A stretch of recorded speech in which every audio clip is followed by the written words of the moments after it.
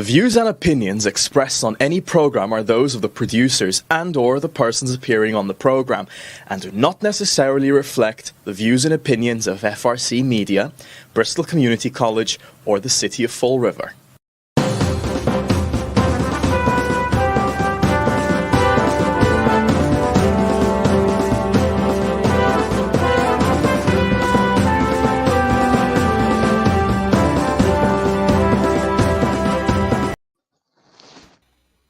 Well, hello. Welcome to Spindle City Straight Talk. I'm Chip. And I'm CJ. And it is Friday in the Rev, and we're going to get right to it today. We got a lot to talk about, so let's get Starfleet Admiral COVID on the job. Okay. As of yesterday, we had 534,827 total cases in Massachusetts, 1,803 new cases.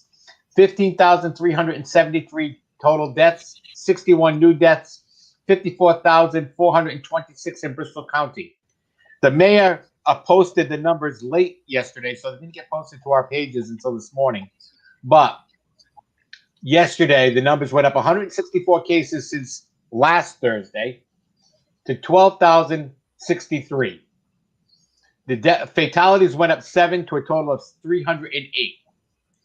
So that makes for, the numbers aren't as high as I expected, but it's nice to see them going down. Also, something off of topic from COVID, the parking ban was lifted at 8 o'clock this morning. So people don't have to worry about getting another $40 ticket. Remember, the city needs your money. Yeah, that's true. That's a great segue into what we're going to begin to talk about today. We're going to talk about the cities, and hopefully the council, and we know they listen sometimes, but let's see what they do, because this is we're running into a period here where they're going to completely waste all your money, with a total disregard to the effect it has on your pocketbook, because they think everybody is like them. They all have, good jobs. They've got money. They live in the affluent areas of the city. That, this city is is basically inhabited for the most part by people who are living below, on, or somewhere in the vicinity of the poverty line. And we don't have a whole bunch of retirees that are living on virtually nothing. No matter how many times I tell people that 60% of the retirees have pensions under $25,000, that's gross. Think about living on that stuff. And our average per capita income is approximately $25,000, which is, like a fifth of what places like Newton and Cambridge have. So, but our city doesn't care. We have the Mad Hatter in charge of finances, and all they know how to do is spend money and continue to raise your taxes. So the moral of the story we're going to tell you now is that maybe next November you would better look for candidates who care about you, the taxpayer, and you, the regular average citizen, who has a regular job, if you have one during a pandemic. So let's begin with what you talked about, the parking tickets. I was in a meeting yesterday, and I received a text from an irate citizen that said, well, I guess the mayor's trying to make a lot more friends. Everybody that was having breakfast at a local business, this is also good for the business, they went by and tagged every single car, and there wasn't even a drop of snow yet. It was 9-something in the morning, or 10 or whatever, and they tagged every single car. So everybody that was having a breakfast just gave the city a $40 tip. So I can say that the mayor lost a few votes yesterday. And why are they doing this? Why did they implement the parking ban at 9 o'clock Look at it. Did you see the blizzard we got out there? Did you look out your window? Oh yeah. See that It's massive terrible. amount of snow that we have? Well, it's because how much did they make, CJ, on the first snowstorm? You had the numbers. Well, now it's questionable. Some say 20, some say 40. I believe closer to 40. The second storm was 44, though. Yeah, and now it's an excuse to get money. It's got nothing to do with oh, we've got to make sure the streets are clear so we can plow them and stuff. Remember the old days when people actually used to wait to see how the storm panned out before they let loose everything. But now it's park and ban immediately. We're going to generate money. I have never seen a more aggressive enforcement of the parking ban in my life. I've seen it before, and always to generate income. So does that really reflect any kind of caring or compassion for the average person? Can you imagine some guy on the way to work or something grabbing breakfast? You walk out, you got a $40 ticket, and it's not going to snow for another 4 hours. I mean, you can't realize that these people are there just to have breakfast. They're outside a restaurant. I mean, this is ridiculous, and that's only the beginning. We're going to get into the rest of the way to sit, but and I know you saw it in your neighborhood, correct? Yes, I did. Right across.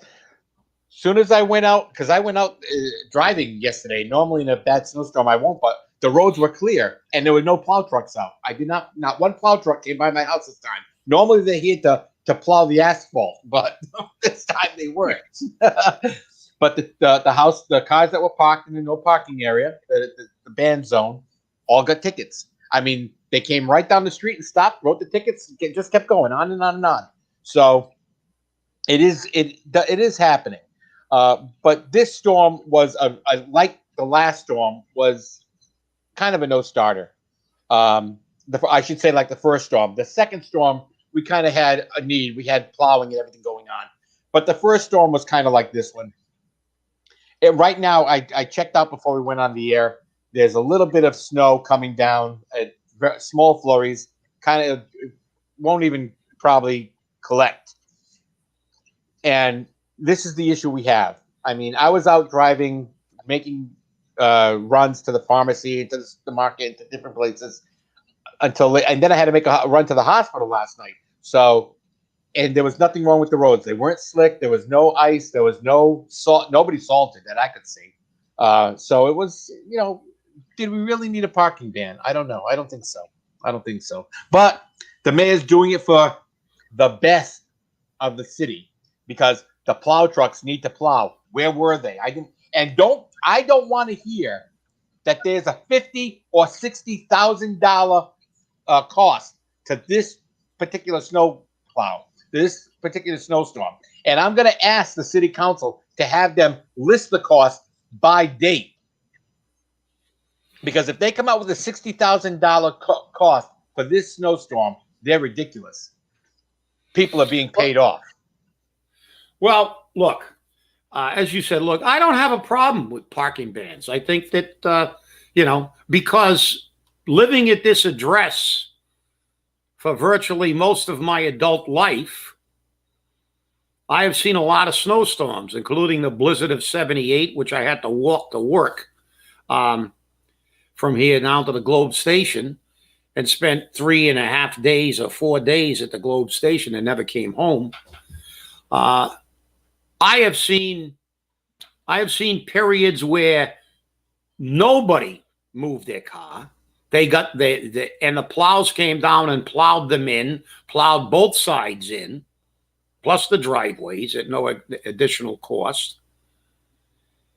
And nobody cared. People complained, but they didn't ticket. And that's my problem. It's not parking bans. Okay, you're going to say, well, we have to implement the parking ban in the event we get something. And it's for the good. It's always for the good. It's so good for you that we're going to eliminate cows and everything else because of cow flatulence, because we're so green and we're so good and woke. But that's baloney. It doesn't take a rocket scientist to know every single time we've been in financial trouble, we see greater parking enforcement, more aggressive tagging and earlier implementations of the parking ban so they can tag a whole bunch of people.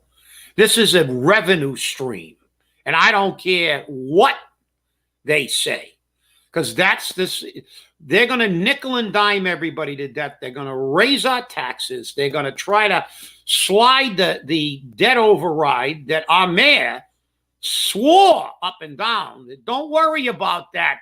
We're talking 23, and you heard it. You were standing in the same, I was standing right there. in the same neighborhood meetings I did, and we can get some people who attended those neighborhood meetings to testify to that. But we know, and he knows. Here it comes. Here it comes.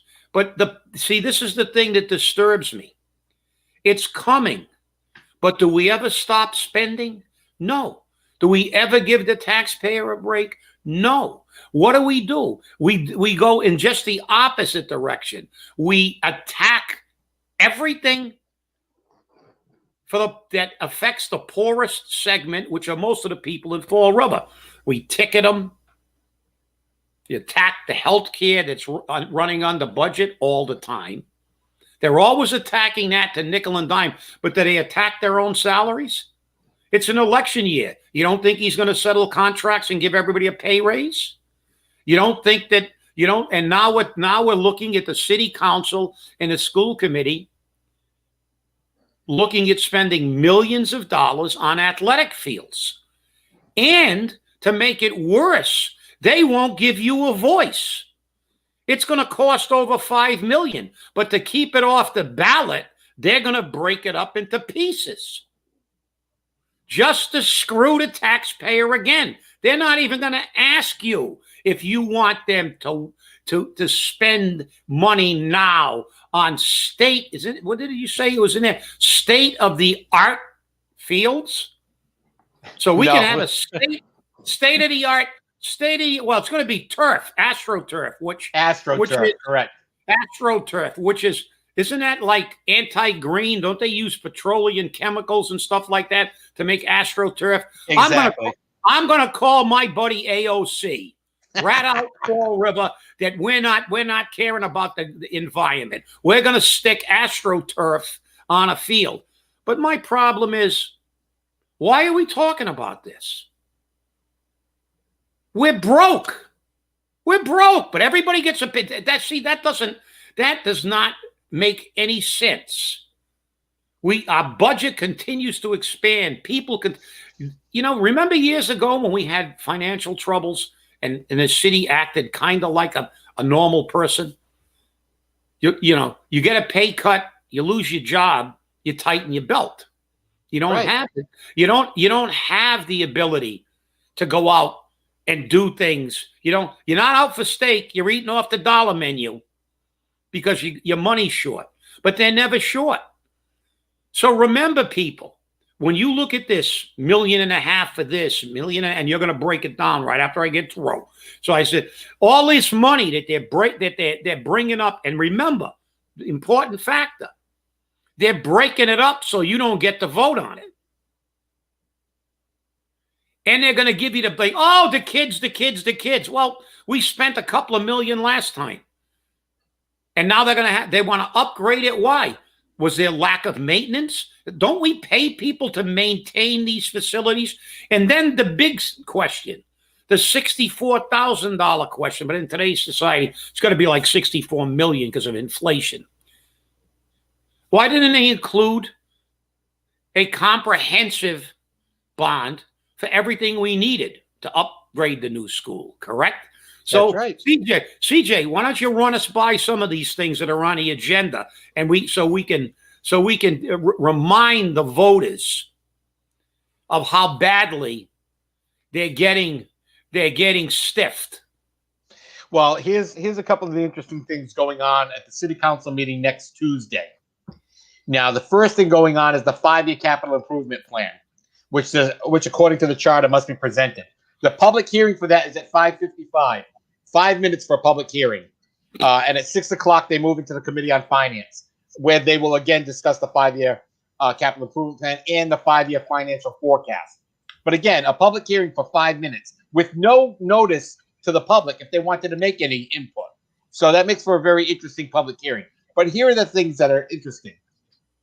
On Tuesday, they are going to take up the request for a loan order in the amount of $4,911,047 for phase 2 repairs to the Samuel Watson Elementary School. You'll notice it's just under $5 million.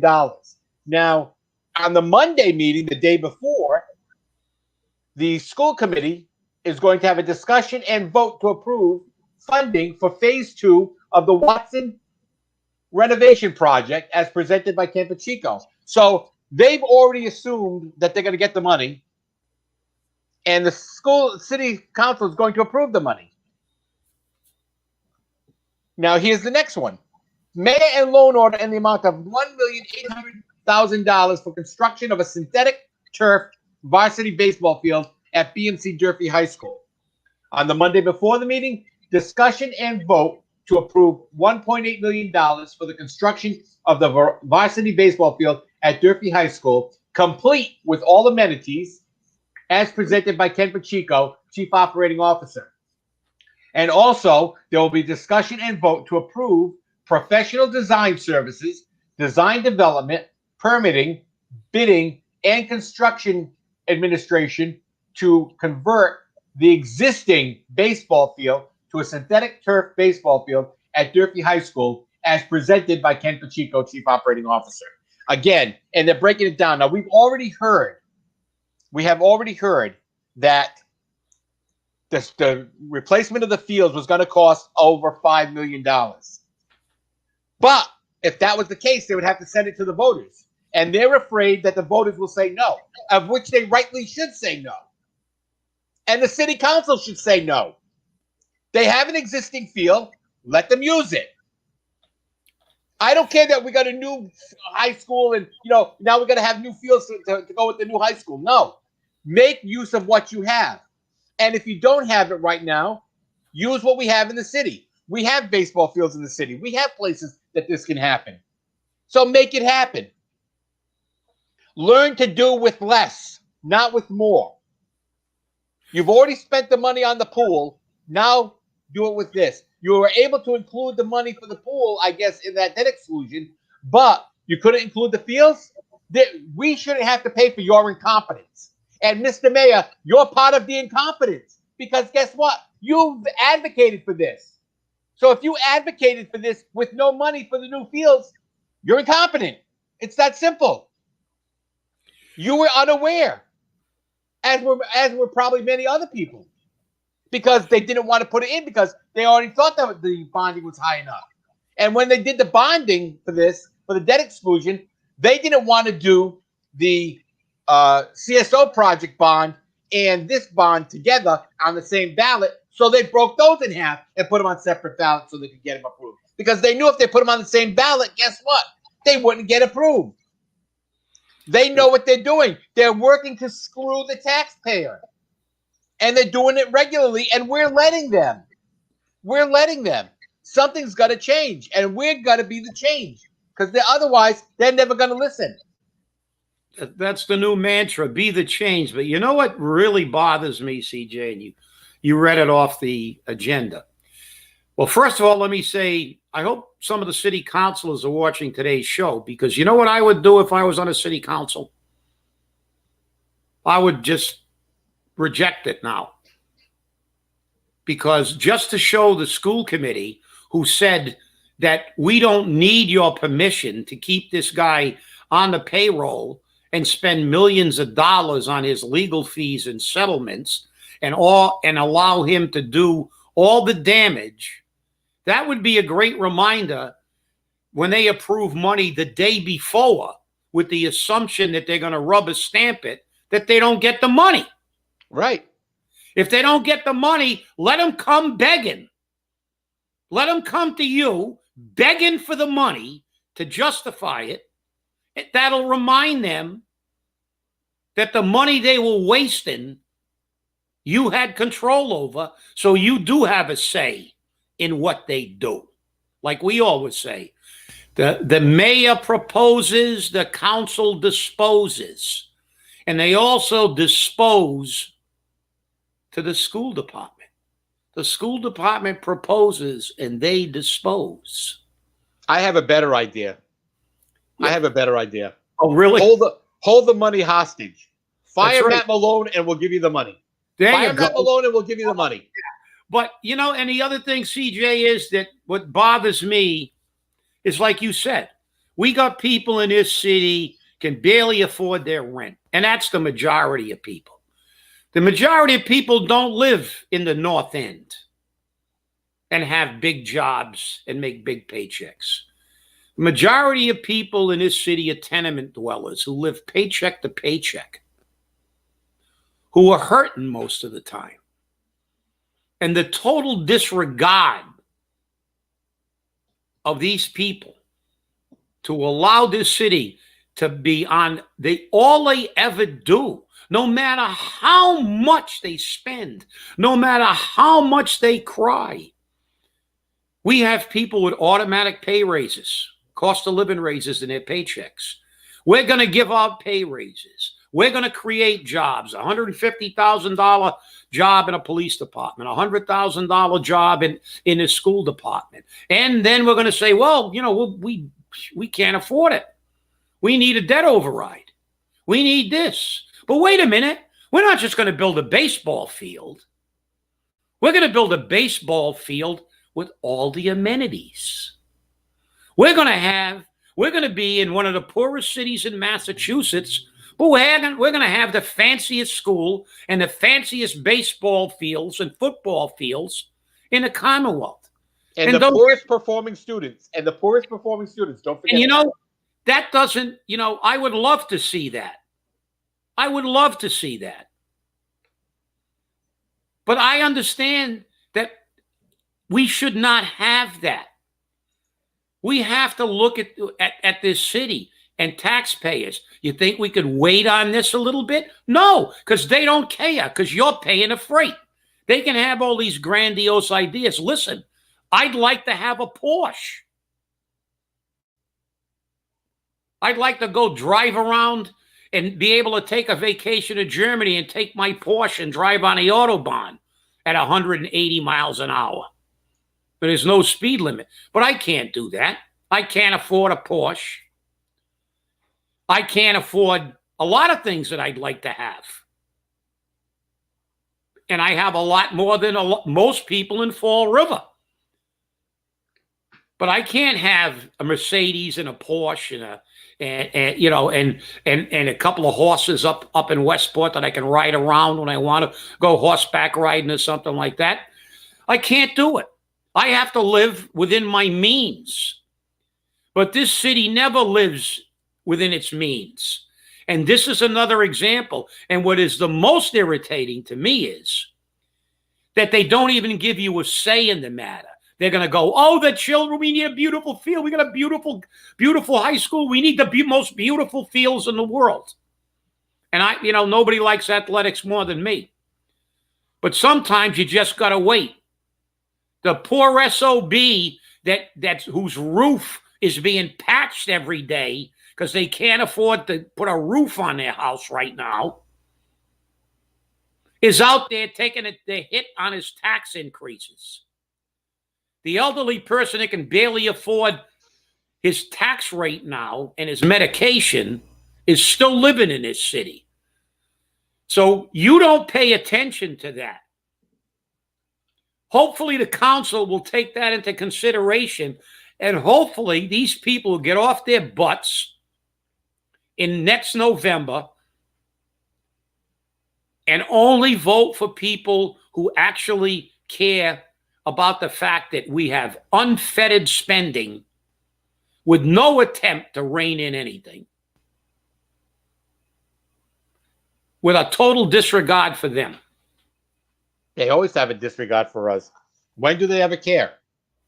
This is the problem. Because what's going to happen is, and I'm going to tell you right now what's going to happen, this is going to come before the city council, and you're going to have a couple of city councilors who say, you know, why wasn't this in the debt exclusion? Why didn't this happen? And you're going to get, and I can name two right off the bat that I know are going to do it. Linda Pereira and Brad Kilby are going to turn around and say, We have to give this to the school because it's for the kids. So we've got to approve this bond because it's for the children. And that's the way that it is. And they're going to fight to have that approved.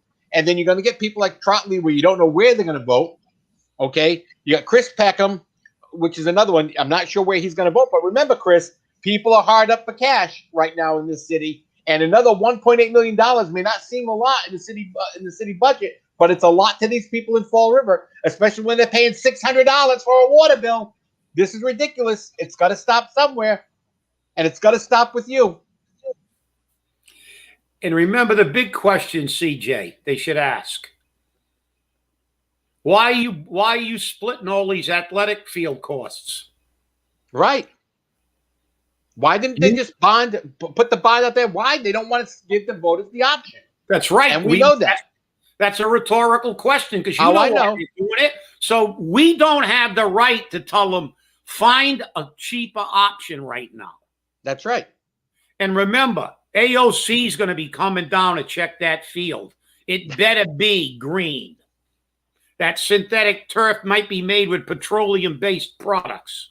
And remember, with synthetic turf, there's no collection by the ground to go collect that water. So what does that water become? It becomes runoff, which means it increases the sewage system usage. Oh no! Imagine that. Imagine if they were paying for 1 minute. Okay, rainwater taxes. I wonder what they do then. I truly wonder what they do then. You're right. And the other question is, is it really that bad, or do they just want to say, like they do in their cavalier attitude towards spending money because it's not their money?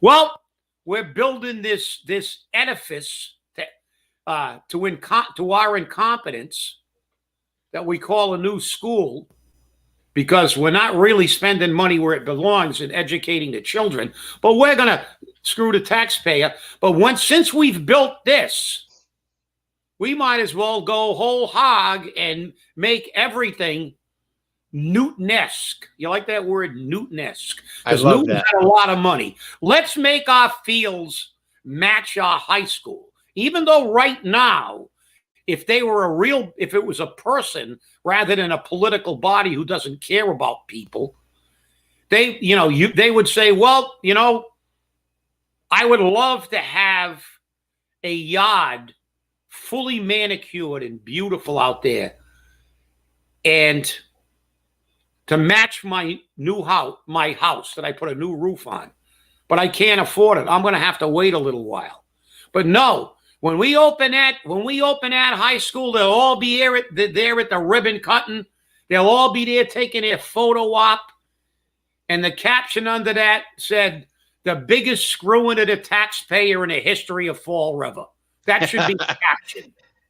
Well, as we start to wrap up this show, I got a couple of things. Number one, the Secretary of State is now going to determine if the Malone investigation report can be released to the public. And there are many of us that have already requested it. So we're waiting for the Secretary of State to say, yes, you can have it, because then they're going to have to give it to us. And Matt Malone's not going to be able to hide behind the Gang of Four's aprons. That's for sure. The other big thing that's happening at the school committee meeting on Monday is that they're going to go into executive session to discuss the upcoming number of MCAD complaints, plural, which means they've gone one behind. It's that simple. Time is done. They're in trouble. So once you know that they're going to go into executive session to discuss the MCAD complaints, that means the information is going to start to become public on what these complaints are about. So they're not going to be able to, again, hide behind the Gang of Four's apron strings. Life is tough. This is what's happening, people. Stop paying attention. Watch that school committee meeting. Watch that city council meeting. See if they truly represent you. We know the school committee doesn't. They don't represent anyone but themselves. We know that already, except for Kevin Aguiar and Paul Hart. The others represent themselves. The city council will have to find out who represents the people and who represents themselves or special interests, because that's the way it works. Thanks for watching. Have a great day. Wear a mask, stay safe, and stay angry.